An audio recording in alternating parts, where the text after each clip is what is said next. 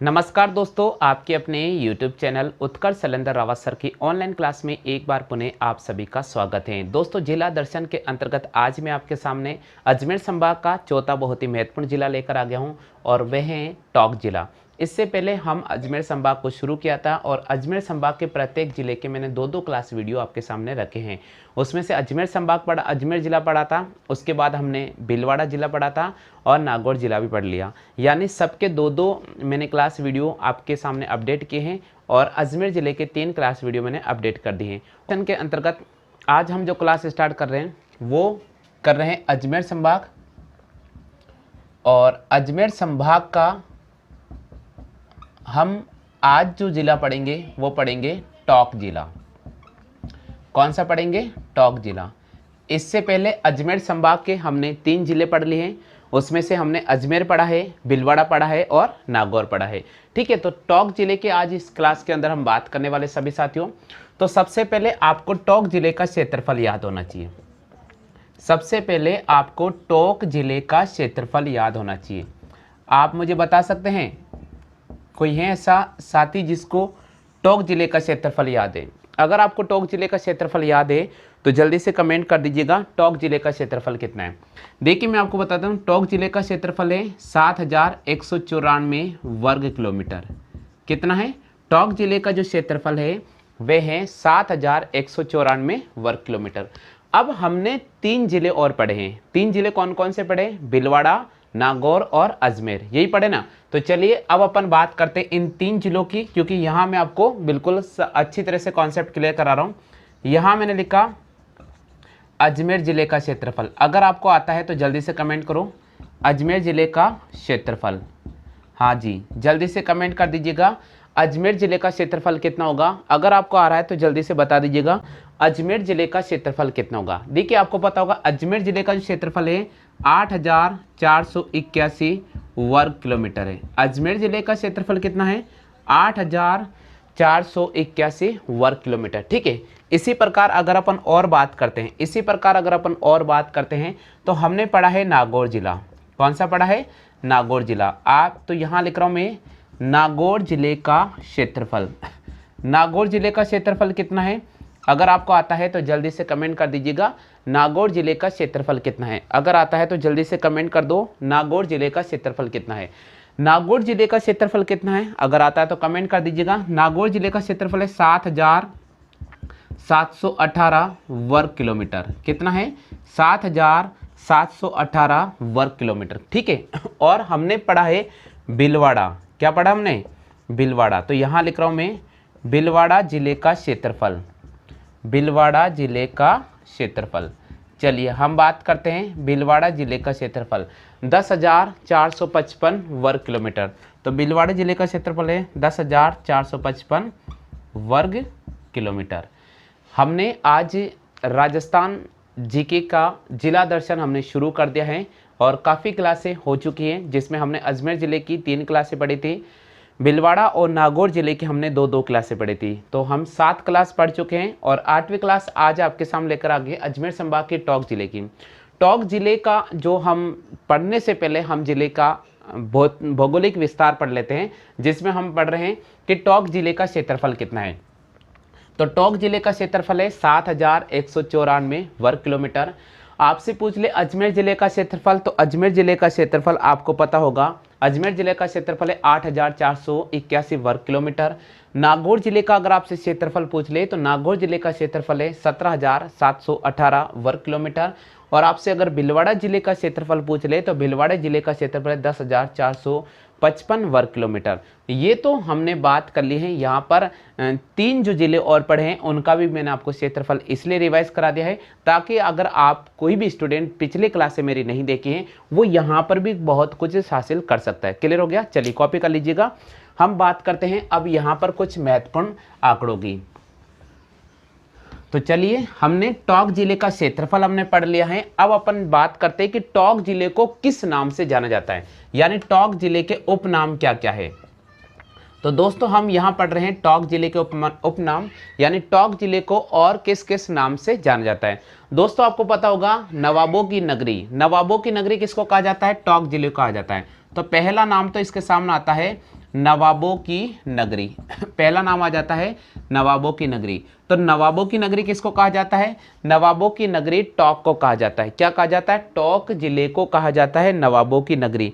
चलिए, और आता है राजस्थान का टाटा नगर, यानी राजस्थान का टाटा नगर। राजस्थान का टाटा नगर किसको कहा जाता है? तो राजस्थान का टाटा नगर भी टोंक जिले को कहा जाता है। किसको कहा जाता है? टोंक जिले को।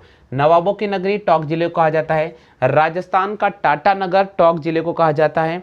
और अगर आपसे पूछ ले तो राजस्थान की रेड सिटी भी इसी को कहा जाता है। तो यहां मैं लिख रहा हूं राजस्थान की रेड सिटी। राजस्थान की रेड सिटी किसको कहा जाता है? टोंक। तो ये सारे के सारे आपके सामने मैंने टोंक जिले के उपनाम लिखे हैं। टोंक जिले के आपको 3 उपनाम मिलते हैं, वो कौन कौन से हैं? पहला नवाबों की नगरी, दूसरा राजस्थान का टाटा नगर, तीसरा राजस्थान की रेड सिटी। ये सारे के सारे किसको कहा जाता है? टोंक जिले के यहाँ पर उपनाम है। क्लियर हो गया? आप एक बार कॉपी कर लीजिएगा। अजमेर संभाग, और अजमेर संभाग में आज हम पढ़ रहे हैं टोंक जिला, और टोंक जिले में हमने सबसे पहले क्लास स्टार्ट की है क्षेत्रफल से। तो इसमें हमने अजमेर जिले का क्षेत्रफल भी लिखा है, मैंने भीलवाड़ा जिले का क्षेत्रफल भी लिखा है, और उसके बाद मैंने नागौर जिले का क्षेत्रफल लिखा है, और साथ में टोंक जिले का क्षेत्रफल भी लिखा है। उसके बाद दूसरा पॉइंट मैं लेकर आ गया हूँ, इसके उपनाम कौन कौन से हैं? तो नवाबों की नगरी कहते हैं, दूसरा राजस्थान का टाटा नगर कहते हैं, तीसरा राजस्थान की रेड सिटी टोंक जिले को कहते हैं। क्लियर हो गया? चलिए बात करते हैं हम। अब दोस्तों यहाँ पर तीसरा इसका जो महत्वपूर्ण पॉइंट मैं आपके सामने लेकर आ रहा हूँ वो कौन सा है? तीसरा जो महत्वपूर्ण पॉइंट है काफी इंपॉर्टेंट है, और तीसरा पॉइंट है टोंक शुभंकर। तीसरा पॉइंट आ रहा है हमारे पास में शुभंकर, यानी प्रत्येक जिले के शुभंकर बनाए गए हैं, उनके बारे में अपन पढ़ते हैं। तो सबसे पहले अपने सामने दे रखा टोंक, तो हम पढ़ रहे टोंक, तो यहां मैं लिख रहा हूं टोंक जिले का शुभंकर। टोंक जिले का शुभंकर, बिल्कुल आपको पता होगा मुख्यमंत्री वसुंधरा राजे के कार्यकाल में प्रत्येक जिले का एक शुभंकर बनाया गया था, जिसमें हम पढ़ रहे हैं कि आज आपके सामने टोंक जिले का शुभंकर क्या है। अगर आपसे पूछ ले टोंक जिले का शुभंकर क्या है, तो आपको याद रखना पड़ेगा हंस। टोंक जिले का शुभंकर क्या है? हंस। अब हमने 3 जिले पढ़े हैं, जिसमें हमने अजमेर पढ़ा है, नागौर पढ़ा है और भीलवाड़ा पढ़ा है। चलिए हम उसकी बात कर लेते हैं। तो यहाँ हम पढ़ रहे हैं भीलवाड़ा जिले का शुभंकर। चलिए, जिनने पिछली क्लास ली है जल्दी से कमेंट करो, भीलवाड़ा जिले का शुभंकर। तो भीलवाड़े जिले का शुभंकर की अगर हम बात करते हैं, तो भीलवाड़े जिले का जो शुभंकर आता है वो कौन आता है? भीलवाड़े जिले का शुभंकर आता है मोर। क्या आता है भैया? मोर। क्लियर हो गया? चलिए बात अपन करते हैं तीसरा जो और अन्य महत्वपूर्ण जिला पड़ा था नागौर। तो यहाँ मैं लिख रहा हूँ नागौर जिले का शुभंकर। तो नागौर जिले का शुभंकर की अगर अपन बात करते हैं, तो नागौर जिले का शुभंकर है राजहंस। क्या है? राजहंस। पिछले क्लास में मैंने बताया था ना आपको, जो स्टूडेंट नए देख रहे हैं पहले बार इधर देख लीजिएगा। नागौर जिले का शुभंकर क्या है? राजहंस। भीलवाड़ा जिले का शुभंकर क्या है? मोर। और टोंक जिले का शुभंकर क्या है? हंस। चलिए अब बात कर लेते हैं अजमेर जिला और बचा है, तो यहाँ हम पढ़ लेते हैं अजमेर जिले का शुभंकर, क्योंकि पिछली क्लासों का रिवाइज करा रहा हूँ मैं। अजमेर जिले का शुभंकर, तो अजमेर जिले का शुभंकर अगर आपसे पूछ ले तो आप किसको राइट करोगे? अजमेर जिले का शुभंकर है खड़मोर। क्या है भैया? अजमेर जिले का शुभंकर है खड़मोर। तो ये तो शुभंकर आपको याद रखने पड़ेंगे, बहुत इंपॉर्टेंट है, क्योंकि एग्जाम में जब अपन अजमेर संभाग पढ़ रहे हैं और अजमेर संभाग का लास्ट हम जिला पढ़ रहे हैं और वह है टोंक जिला, तो क्यों नहीं मैंने सोचा कि साथ के साथ रिवाइज करा दूं, ताकि अगर 2 या 3 जिले आपने नहीं भी पढ़े हैं तो बहुत कुछ यहाँ समझ में आ जाएगा। तो अजमेर संभाग का चौथा जिला हम पढ़ रहे हैं टोंक जिला, और टोंक जिले का पहला क्लास वीडियो है जिसमें हम सबसे पहले बात कर चुके हैं टोंक जिले का क्षेत्रफल। दूसरे पॉइंट पर हमने बात की है टोंक जिले के उपनाम, और तीसरे पॉइंट पर हम बात कर रहे हैं जिले के शुभंकर। तो तीसरा ये बहुत महत्वपूर्ण पॉइंट है, और इसमें हम बात कर रहे हैं शुभंकर की, जिसमें टोंक जिले का शुभंकर हंस को बनाया गया है।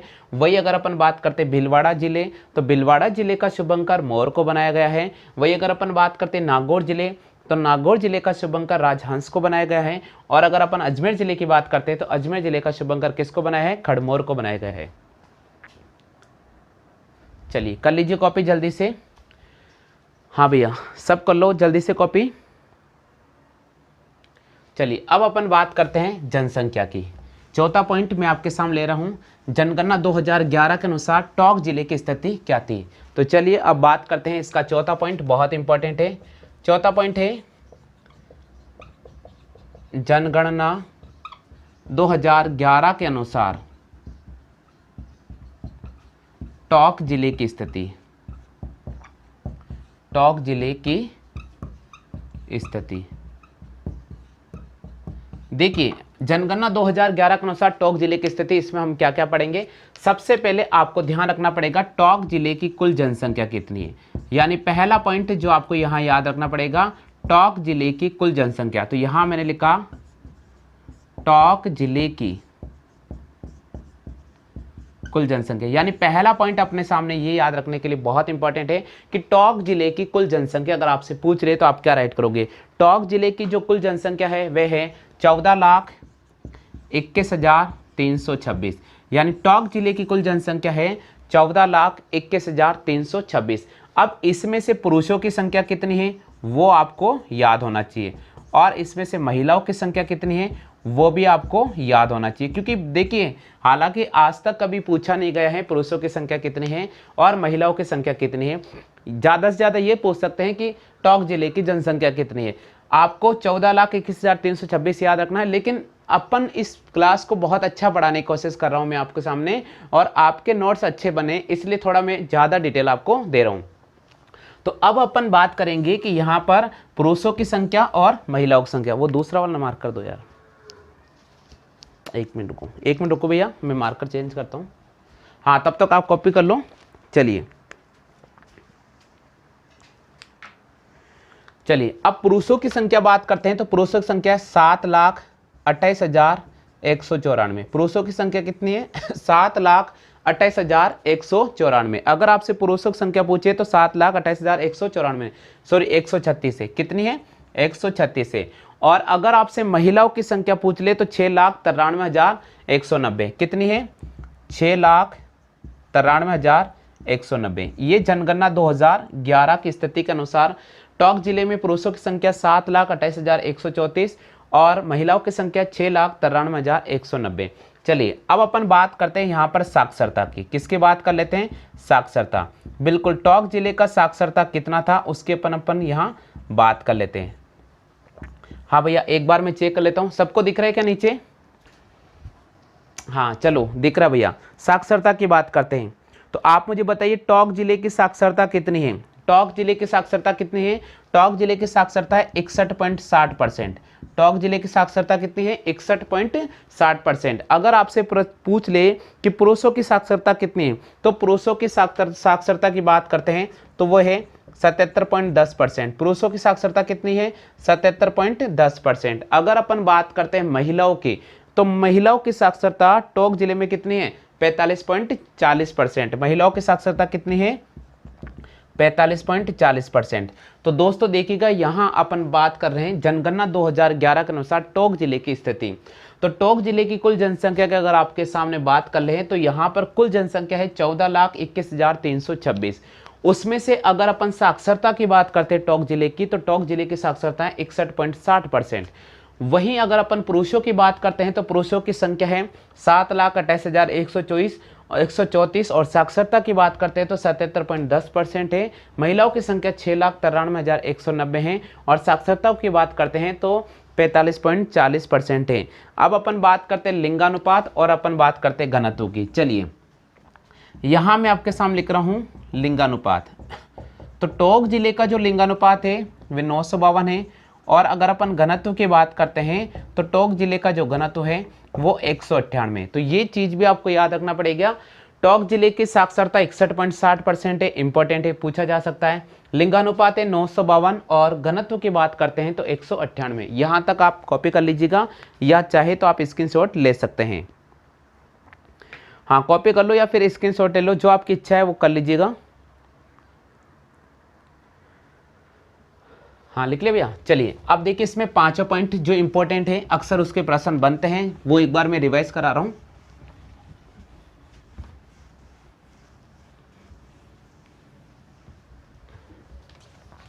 चलिए भैया 5 पॉइंट है लिंगानुपात, बहुत इंपॉर्टेंट है। 5 पॉइंट है लिंगानुपात।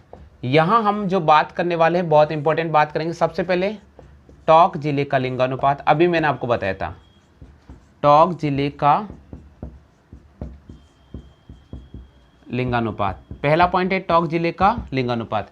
अभी मैंने आपको बताया था टोंक जिले का लिंगानुपात कितना है, 952 है। चलिए इससे पहले कौन कौन से जिले पड़े, अजमेर, नागौर और भीलवाड़ा, तीनों की बात करते हैं। तो यहां लिखा मैंने अजमेर जिले का लिंगानुपात, अजमेर जिले का लिंगानुपात। चलिए साथियों अगर आपको याद है तो जल्दी से बता दीजिएगा अजमेर जिले का लिंगानुपात कितना है। तो अजमेर जिले का लिंगानुपात है 951। कितना है, 951। फिर हमने पढ़ा भीलवाड़ा, तो भीलवाड़ा जिले का लिंगानुपात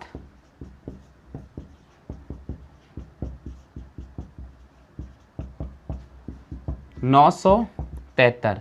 भीलवाड़ा जिले का लिंगानुपात कितना है, 973। चलिए अगर अपन बात कर लेते हैं यहाँ पर नागौर जिले की, तो नागौर जिले का लिंगानुपात कितना है, नागौर जिले का लिंगानुपात कितना है, नागौर जिले का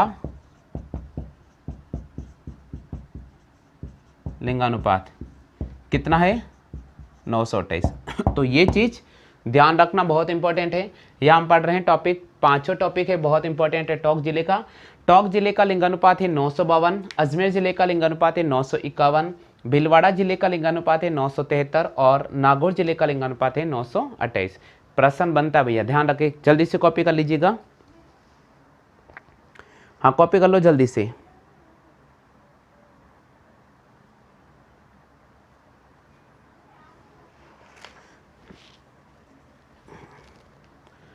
कर लिया। चलिए बात करते हैं टोंक जिले के ऐतिहासिक वर्णन के बारे में, यानी इतिहास क्या बताता है। इतिहास की थोड़ी छोटी सी कहानी है, बिल्कुल बस सुनने की कोशिश कीजिएगा, सब आपको क्लियर समझ में आ जाएगा। बात करते हैं, यहाँ पर आपके सामने 7वां टॉपिक है और 7वां टॉपिक है ऐतिहासिक कहानी। ऐतिहासिक कहानी यानी टोंक जिले की कहानी क्या बताती है वो अपन यहाँ पर बताते हैं। ऐसा माना जाता है कि टोंक जिले की जो स्थापना है वो भोलो ब्राह्मण ने की थी। किसने की थी, भोलो ब्राह्मण ने। और भोलो ब्राह्मण ने इस टोंक जिले की स्थापना की थी। उस समय इसका प्राचीन नाम क्या था, ये आना बहुत जरूरी है। कई बार बच्चों को ध्यान रहता है कि उसने किस नाम से स्थापना की। तो एक व्यक्ति था जिसका नाम था भोला ब्राह्मण। ये भोला ब्राह्मण था, इसने एक शहर बसाया था, एक छोटा सा नगर बसाया था जिसका नाम रखा इसने भूमगढ़। क्या नाम रखा था, भूमगढ़। भोला ब्राह्मण एक व्यक्ति था जिसने एक शहर का या एक नगर का या एक छोटा सा गांव बसाया होगा। देखिए दोनों चीज बोलते, शहर भी कह सकते हैं, नगर भी बोल सकते हैं, या फिर आप स्थानीय भाषा में इसको छोटा सा गांव कह सकते हैं।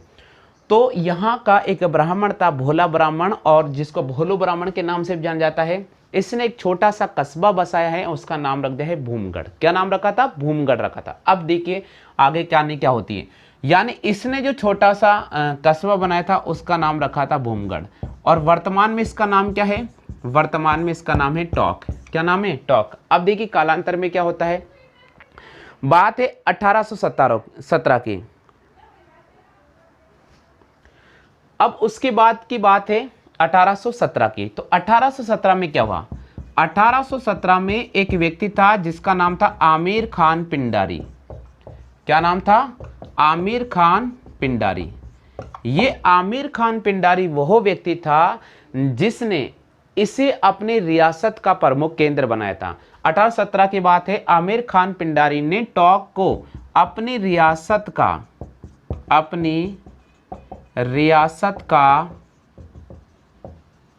प्रमुख केंद्र बनाया, अपनी रियासत का प्रमुख केंद्र बनाया। जब आमिर खान पिंडारी ने इसे अपनी रियासत का प्रमुख केंद्र बनाया था तो उसे सपोर्ट किया था जालिम सिंह ने। उसे सपोर्ट किया था किसने, जालिम सिंह ने। तो भाई जालिम सिंह कौन था, तो उस समय कोटा के शासक थे जालिम सिंह। इसने आमिर खान पिंडारी को क्या किया था, सपोर्ट किया था। और इस प्रकार स्वतंत्रता से पहले एक टोंक रियासत यानी राजस्थान में रियासतों का जो दौर चल रहा था उसमें एक प्रमुख केंद्र के रूप में माना जाता था। और टोक एकमात्र राजस्थान की ऐसी रियासत थी जिस पर पूरा का पूरा अधिकार मुस्लिम समुदाय का था, यानी मुसलमानों का इस पर यहाँ पर प्रमुख अधिकार था। तो आपको ध्यान रखना पड़ेगा, कई बार प्रश्न आता है कि राजस्थान की एकमात्र रियासत कौन सी है जहां पर नवाबों का शासन रहा था। राजस्थान की एकमात्र रियासत कौन सी है जहां पर नवाबों का शासन रहा था, वह है टोक रियासत। कौन सी है? टोक रियासत। तो यह जहां पर नवाबों का शासन था, राजस्थान की एकमात्र रियासत जहां पर किसका शासन था? नवाबों का शासन था। वो कौन था? टोक जिला था। वो कौन सा था? टोक रियासत थी वो। क्लियर हो गया? आगे समझ में? चलिए एक बार आप कॉपी कर लीजिएगा, वापस मैं थोड़ा सा इसका ऐतिहासिक वर्णन बता रहा हूं। टोक जिले का निर्माण कैसे होता है, यहां पर किस प्रकार छोटा सा कस्बा धीरे धीरे रियासत बदल गया, इसकी कहानी छोटी सी संक्षिप्त कहानी है। टोक जिले का निर्माण कैसे होता है? एक व्यक्ति था जिसका नाम था भोलू ब्राह्मण। इस भोलू ब्राह्मण ने एक छोटा सा गांव बसाया था और इस छोटे से गांव का नाम रखा था भूमगढ़। क्या नाम रखा था? भूमगढ़। क्या नाम रखा था? भूमगढ़।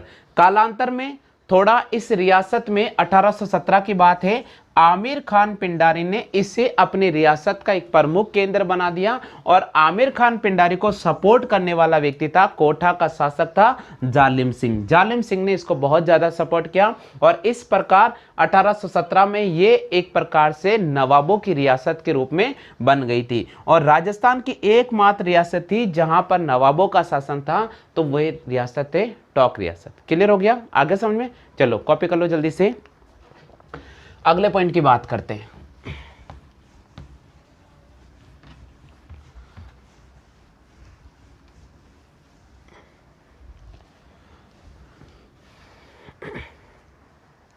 अब देखिए टोक जिले की आकृति कैसी है।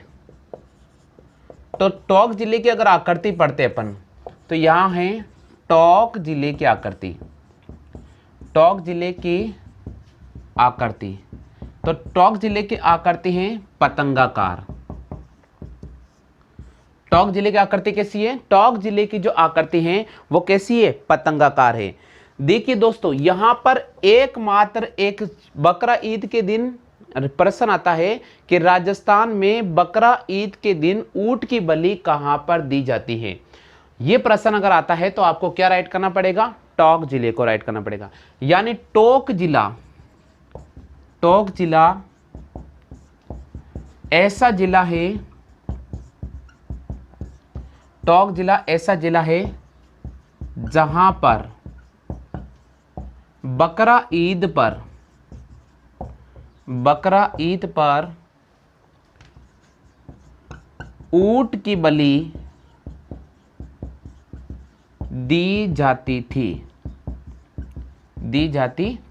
लेकिन आपको पता है ऊंट को राज्य पशु घोषित किया गया था और उसके बाद यहां पर फिलहाल उस जो ऊंट की बलि है उस पर रोक लगा दी गई है। तो प्रश्न आता है कि राजस्थान की एकमात्र ऐसे कौन सा जिला है, या राजस्थान का एकमात्र ऐसा कौन सा जिला था जहां पर बकरा ईद के अवसर पर ऊंट की बलि दी जाती थी? तो वो प्रश्न, उस प्रश्न का जवाब होगा टोक जिला। उस प्रश्न का जवाब क्या होगा? टोक जिला।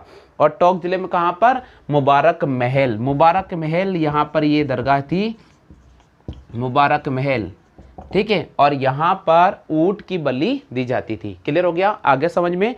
चलो कॉपी कर लो। देखिए और क्या क्या विशेषता है टोक जिले की। टोक जिले के अंदर बीसलपुर बांध है।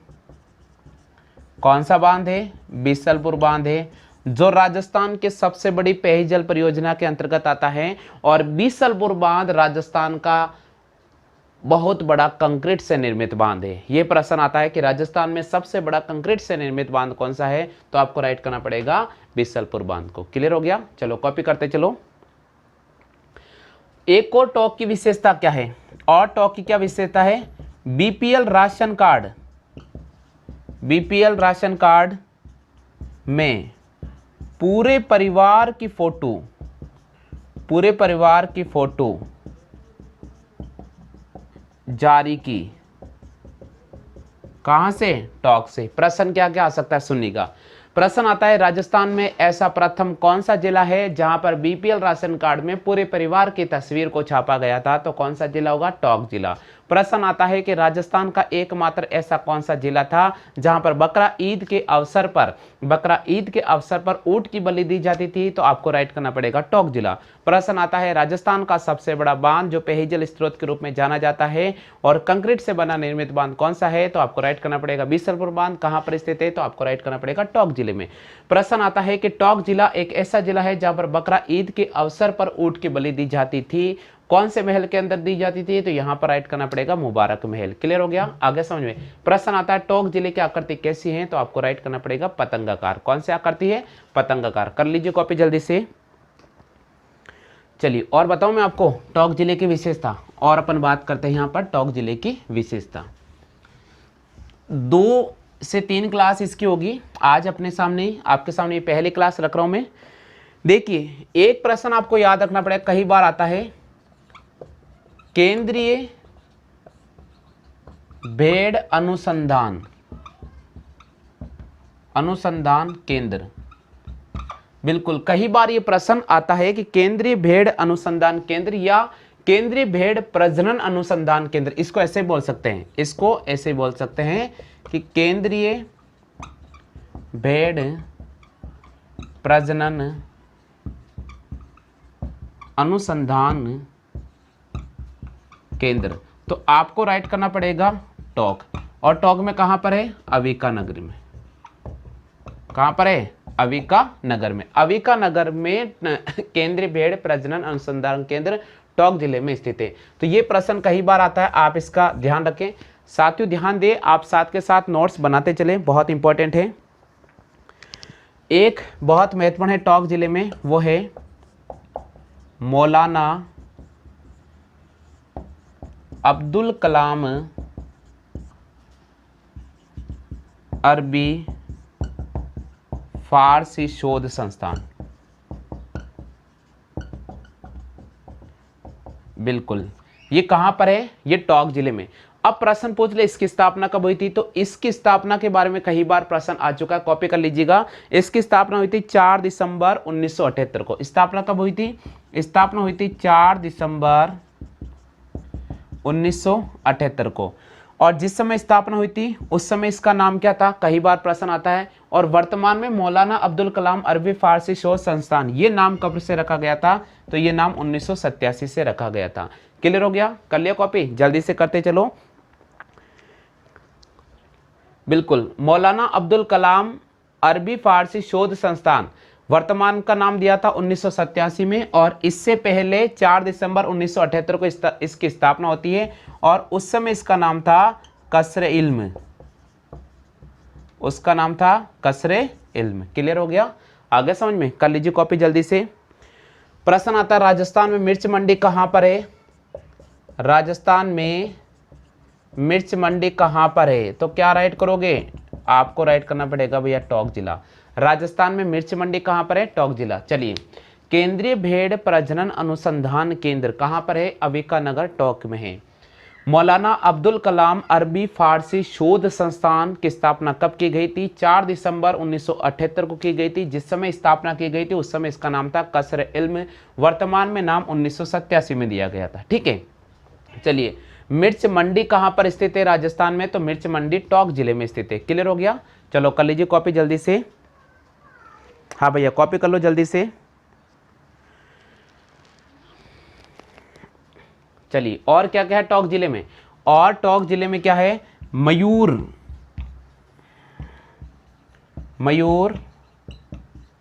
बीड़ी कारखाना। मयूर बीड़ी कारखाना कहां पर है, तो मयूर बीड़ी कारखाना भी टोंक जिले के अंतर्गत स्थित है। हाँ जी, क्लियर हो गया, आगे सभी को समझ में। कर लिया कॉपी जल्दी से, जल्दी से कॉपी कर लो। चलिए नेक्स्ट टॉपिक की बात करते हैं, इंपॉर्टेंट है।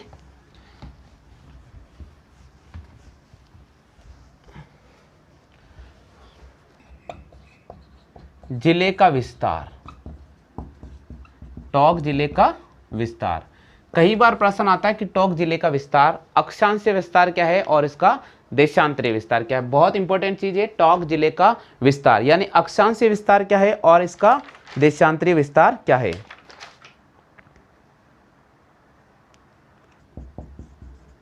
अक्षांशीय विस्तार बिल्कुल 25 डिग्री 41 मिनट से विस्तार की बात करते हैं तो 25 डिग्री 41 मिनट से लेकर 26 डिग्री 34 मिनट इसका अक्षांश विस्तार है। अगर अपन बात करते हैं टोंक जिले का देशांतरीय विस्तार, देशांतरीय विस्तार, तो देशांतरीय विस्तार की अगर अपन बात करते हैं तो देशांतरीय विस्तार है 75 डिग्री 70 मिनट से 76 डिग्री 19 मिनट। कितना है? 75 डिग्री 70 मिनट से 76 डिग्री 19 मिनट। ये आज का देशांतरीय विस्तार है, ये इसका देशांतरीय विस्तार है। तो टोंक जिले के विस्तार की हम बात कर रहे हैं। यहाँ पर अक्षांश से विस्तार की बात करें तो उत्तरी अक्षांश में 25 डिग्री 41 मिनट से उत्तरी अक्षांश 26 डिग्री 34 मिनट तक इसका अक्षांश से विस्तार है। और देशांतरीय विस्तार की बात करते हैं तो 75 डिग्री 70 मिनट से लेकर 76 डिग्री 19 मिनट तक इसका देशांतरीय विस्तार है। क्लियर हो गया? रखा है वे रखा है अजमेर संभाग, और अजमेर संभाग का हमने अंतिम जो जिला पढ़ा है, चौथा जिला पढ़ा है, वो पढ़ा है टोंक जिला। और टोंक जिले का पहला क्लास वीडियो आज मैंने अपडेट कर दिया है। उम्मीद तो मैं करता हूं कि आपने जो भी मैंने पढ़ाया है सब कुछ आपको समझ में आया होगा और आपने सबके नोट्स बनाए होंगे। कल हम बात करते हैं टोंक जिले का पार्ट नंबर 2। तब तक के दीजिए हमें इजाजत। अगर वीडियो आपको पसंद आता है तो बिल्कुल लाइक शेयर और सब्सक्राइब कराना बिल्कुल भी नहीं भूलेगा। आज के लिए बस इतना ही साथियों।